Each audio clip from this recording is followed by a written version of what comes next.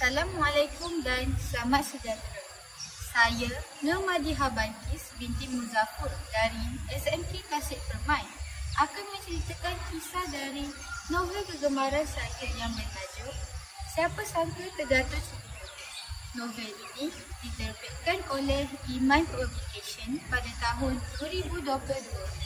Novel ini mengisahkan tentang dua orang yang mempunyai personaliti yang berbeza, iaitu Mawarti, seorang pendiam atau dikenali sebagai introvert. Arif, seorang yang peramal atau dikenali sebagai extrovert. Arif sebagai jiran Mawarti telah pun diamanahkan oleh abang-abang Mawarti iaitu Akhil, Badang dan Chad untuk menjaga Mawarti dan memastikan Mawarti makan dengan sihat. Arif pada setiap hari akan mengantar makanan yang sihat untuk Mawarti. Mawarti apalah lagi terpaksa menerima makanan yang diberikan oleh Arif kerana kalau tidak diterima, Arif akan memberitahu kepada abangnya dan abang-abangnya terpaksa datang ke rumah Mawarti untuk menyuap dan makan. Pada setiap hari, Mawarti berasa selesa dengan Arif dan akan menceritakan masalahnya dan Arif juga akan menceritakan masalahnya. Mereka berdua akan menyelesaikan masalahnya dan menasihati antara satu sama lain. Mereka mencuba menjadi orang lebih baik daripada sebelumnya. Tetapi kelemahan mereka tidak boleh menerima nasihat kerana pemikiran mereka yang tidak matang. Mawarti yang tidak suka dengan manusia dan rasa manusia ialah pengacau baginya. Arif yang tidak boleh hidup tanpa manusia dan merasa manusia paling penting dalam hidup. Pada satu hari, Arif mengungkapkan perasaannya yang dia menyukai Mawarti sudah lama, tetapi Mawarti hanya menggelani sebagai jiran sahaja. Arif tidak mengisah tentang kata-kata Mawarti dan terus berbuat seperti biasa dengan Mawarti. Tapi pada suatu hari, Mawarti sedar bahawa dia merasakan perkara yang sama seperti Arif, iaitu cinta.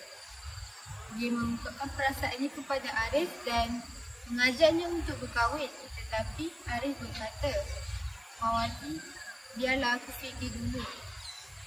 Mawarti rasa seperti perkataan itu ialah tolakan dan dia berasa sangat kecewa dan benci kepada Arif dan menulis perasaannya di dalam diary. Dengan tidak sengaja, Mawarti terhantar diary ini ke dalam novel yang ingin dikeluarkan oleh Mawarti. Dan novel itu sangat berjaya. Mawarti hanya perlu berasa takut saja yang Arif akan dapat tahu tentang perkara ini.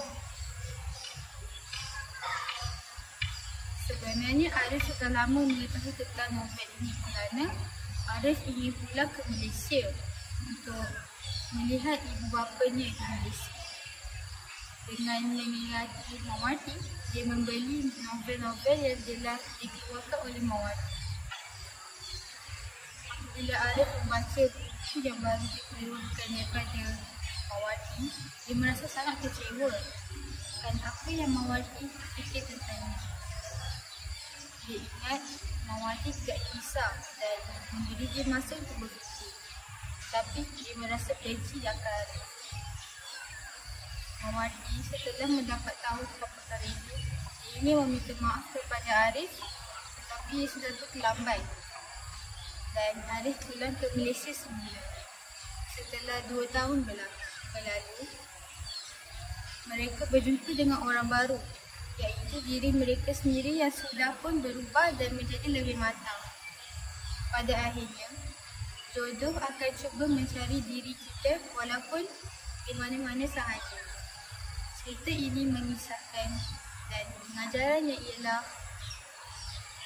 cinta tidak akan ke mana-mana sahaja dan akan cuba mengubah diri mereka untuk orang yang mereka sayang. Kisah ini sesuai untuk orang yang mempunyai personaliti introvert atau extrovert yang tidak memahami antara satu sama lain. Sekian daripada